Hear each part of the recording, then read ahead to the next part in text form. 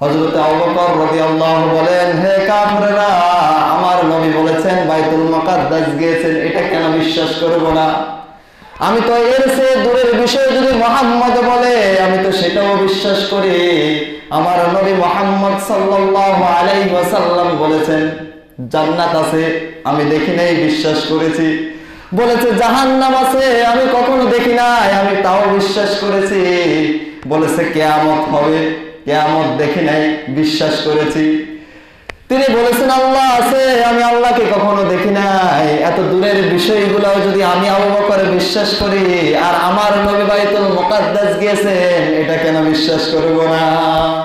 এরকম রাসূল ওহির ঘটনাগুলা আবু জাহেলকে, মক্কার কাফের মুশরিকদেরকে বলতেন।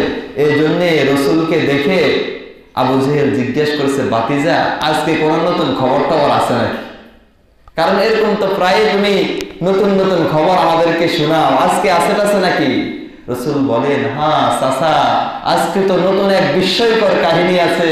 আল্লাহ তাআলা আমাকে এশার পর থেকে এমন এক সফরে নিয়ে গিয়েছেন, আমি বোরাক যুগে বাইতুল মুকাদ্দাস গিয়েছিলাম। এই কথা বলার সাথে সাথে আবু জাহেল সামনে নিয়ে আর বলতে দেয় নাই, বলতেছে ভাতিজা গত রাত্রে বাইতুল মুকাদ্দাস গিয়েছো, আবার এখানে তুমি? কারণ সে জানে সেই মক্কা থেকে বাইতুল মুকাদ্দাস যাইতে সময় লাগতো, তখনকার দিনে যাইতে লাগতো 40 দিন, আইতে লাগতো 40 দিন, 765 মাইল, 1232 কিলোমিটার।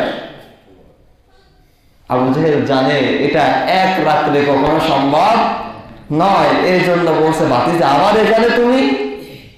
রাসূল বলছেন, হ্যাঁ, আমার আল্লাহ আমাকে সফর করিয়েছেন। অতঃপর আবু জাহেল বলল, ভাতিজা তুমি যে পাগল, এটা এতদিন আমি বলতাম, কেউ বিশ্বাস করতো না। আমি আজকে লোকদেরকে ডাকবো, আর লোকদের সামনে তুমি কি বলতে পারবে গত রাত্রে তুমি বাইতুল মুকাদ্দাস গিয়েছিলে?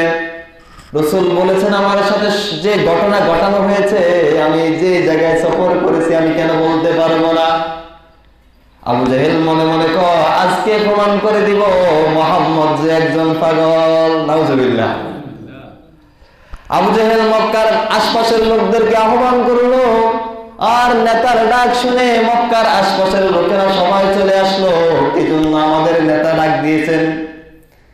আসার পরে বলছেন, ভাতিজা এবার তোমার ঘটনা বলো। রাসূল সাল্লাল্লাহু আলাইহি ওয়াসাল্লাম মিরাজের ঘটনা বৃত্তান্ত বর্ণনা করতে শুরু করলেন, আর মক্কার কাফেররা নিজেদের চুল টানা শুরু করে দিল, নিজেদের জামা ছিঁড়তে শুরু করে দিল। মুহাম্মাদের সাথে এমন আচরণ করে বোঝাতে চায়, মুহাম্মদ তুমি একজন পাগল। নাউজুবিল্লাহ। মেরাজের কথাটা স্বীকার করলো না। তাদের একজন বলে উঠল, দেখো মুহাম্মদের কথা তো সবচেয়ে যে ব্যক্তি বেশি বিশ্বাস করে তিনি হচ্ছে আবু বকর।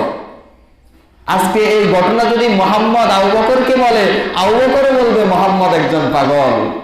একজন চলে গেল দৌড়ে আবু বকরের কাছে, যাই বলছে, আবু বকর আমাদের নেতা আবু জাহেল আপনাকে আহ্বান করেছেন যাওয়ার জন্য, আর আপনার নবী মুহাম্মদও সেখানে আছেন।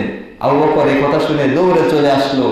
এসে দেখে কাবার হাতিমে সবাই রাসূলকে ঘিরে দাঁড়িয়ে আছে। বীর ঠেলে আবু বকর ভিতরে ঢুকে রাসূলকে সালাম দিয়ে বলছেন, ইয়া রাসূলুল্লাহ, ইয়া হাবিবাল্লাহ, গত রাত্রে আমি আপনাকে অনেক খোঁজাখুঁজি করেছি আমার এক প্রয়োজনের কারণে।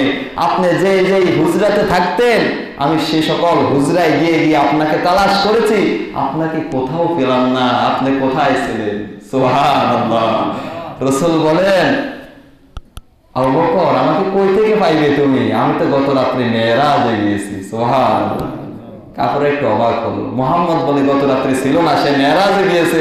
আর আবু বকর এসে বলে এই ঘটনা কিছুই জানে না, সে এসে বলছে আপনাকে খোঁজ করছি, আপনাকে পাই নাই, আপনি কই ছিলেন? বিশ্বনবী জনাব মুহাম্মদুর রাসূলুল্লাহ সাল্লাল্লাহু আলাইহি ওয়াসাল্লাম বলতেছেন, আবু বকর আমাকে কই থেকে পাবে তুমি? আমাকে তো গত রাত্রে মেরাজ ঘটানো হয়েছে।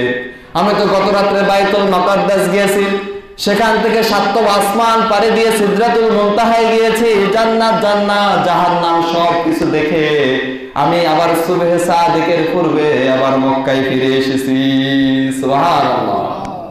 কাফেররা ভাবতেছে হায়রে এই বুঝি আবু বকর বলবে মুহাম্মদ তুমি তো একজন পাগল। কিন্তু আবু বকর বললেন না। রাসূল মেরাজের বৃত্তান্ত যখন আবু বকরের সামনে পেশ করলেন, আর আবু বকর বলতে লাগলো সাদাকাতা ইয়া রাসূলুল্লাহ, ইয়া রাসূলুল্লাহ আপনি সত্যই বলেছেন, সুবহানাল্লাহ। কাফেররা অবাক হয়ে গেল, জিজ্ঞেস করছে আবু বকর তোমাকে কি এই জন্যই আমরা এনেছি? কিভাবে বিশ্বাস করলা যে মুহাম্মদ এই সফর করেছেন, মেরাজ ঘটিয়েছেন, গত রাত্রে বাইতুল মুকাদ্দাস গিয়েছেন 40 দিনের পর, যাইতে 40 আইতে 40 80 দিন, আর মুহাম্মদ এক রাত্রে গিয়েছে, তখন কি বিমান ছিল নাকি? এটা তাদের বিশ্বাস হচ্ছে না। আবু বকর তুমি কিভাবে বিশ্বাস করলা? হযরত আবু বকর রাদিয়াল্লাহু বলেন, হে কাফেররা, আমার নবী বলেছেন বাইতুল মুকাদ্দাস গিয়েছেন, এটা কেন বিশ্বাস করব না? আমি তো এর চেয়ে দূরের বিষয় যদি মুহাম্মদ বলে আমি তো সেটাও বিশ্বাস করি। আমার নবী মুহাম্মদ সাল্লাল্লাহু আলাইহি ওয়াসাল্লাম বলেছেন জান্নাত আছে, আমি দেখি নাই, বিশ্বাস করেছি। বলেছে জাহান্নাম আছে, আমি কখনো দেখি নাই, আমি তাও বিশ্বাস করেছি। বলেছে কিয়ামত হবে, কিয়ামত দেখি নাই, বিশ্বাস করেছি। তিনি বলেছেন আল্লাহ আছে, আমি আল্লাহকে কখনো দেখি নাই। এত দূরের বিষয়গুলো যদি আমি আবু বকর বিশ্বাস করি, আর আমার নবী বাইতুল মুকাদ্দাস গিয়েছেন, এটা কেন বিশ্বাস করব না? যখনই বলেছেন আবু বকর আমি এই ঘটনা ঘটেছে আমার সাথে, আমি মেরাজে গিয়েছি, আবু বকর বলেন সাদাকাতা ইয়া রাসূলুল্লাহ, ইয়া রাসূলুল্লাহ আপনি সত্য বলেছেন।